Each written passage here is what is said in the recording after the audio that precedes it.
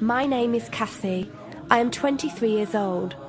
I graduated as a qualified nurse this year and was given my first position as a home nurse. My patient was an English gentleman in his early 80s who suffered from Alzheimer's. In the first meeting, the patient was given his record, and from it I could see that he was a convert to the religion of Islam, therefore he was a Muslim. I knew from this that I would need to take into account some modes of treatment that may go against his faith, and therefore try to adapt my care to meet his needs. I bought in some halal meat to cook for him and ensured that there was no pork or alcohol in the premises, as I did some research which showed me that these were forbidden in Islam. My patient was in a very advanced stage of his condition, so many of my colleagues could not understand why I was going through so much effort for him.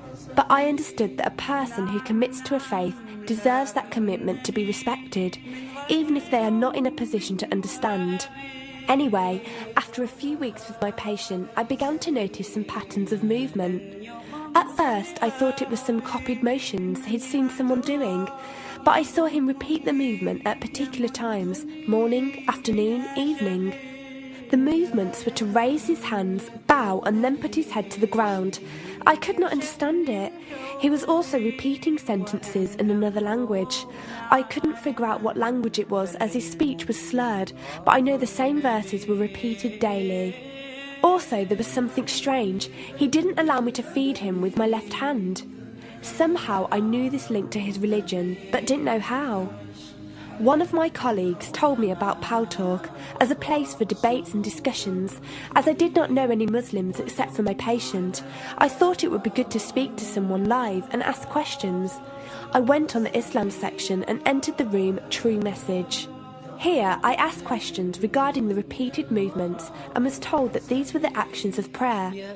I did not really believe it until someone posted a link on the Islamic prayer on YouTube. I was shocked.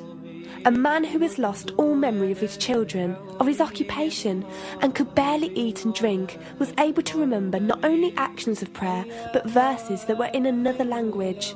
This was nothing short of incredible, and I knew that this man was devout in his faith, which made me want to learn more in order to care for him the best I could. I came into the Pal Talk room as often as I could, and was given a link to read the translation of the Quran and listen to it. The chapter of the bee gave me chills, and I repeated it several times a day. I saved a recording of the Quran on my iPod and gave it to my patient to listen to. He was smiling and crying, and in reading the translation I could see why. I applied what I gained from Pal Talk to care for my patient, but gradually found myself coming to the room to find answers for myself. I never really took the time to look at my life. I never knew my father. My mother died when I was 3. Me and my brother were raised by our grandparents who died 4 years ago, so now it's just the two of us. But despite all this loss, I always thought I was happy, content. It was only after spending time with my patient that I felt like I was missing something.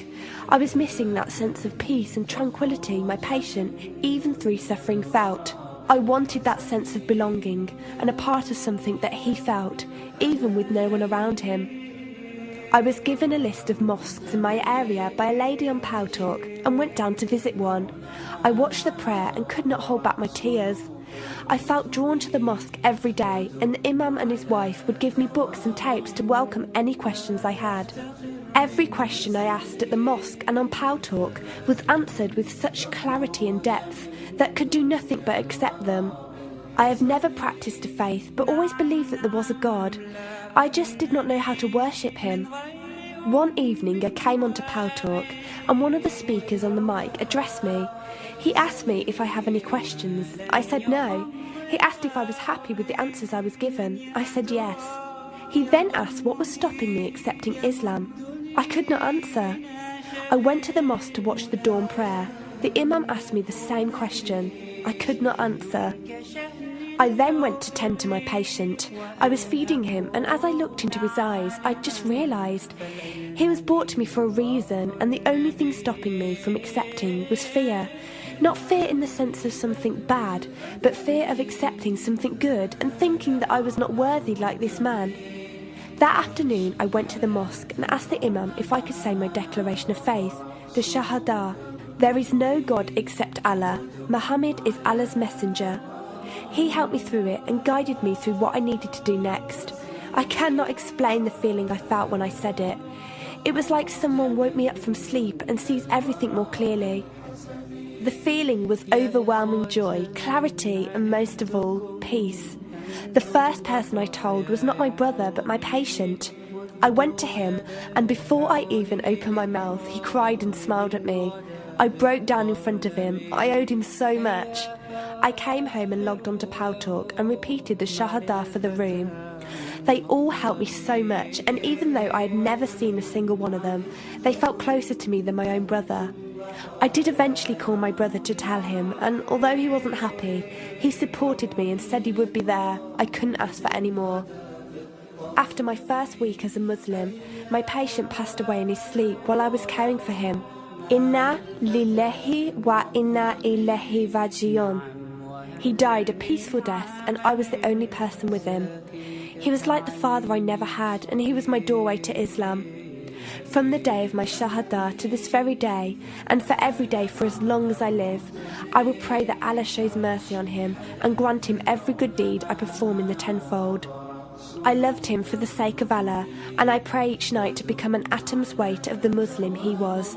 Islam is a religion with an open door. It is there for those who want to enter it. Verily, Allah is the most merciful, most kind.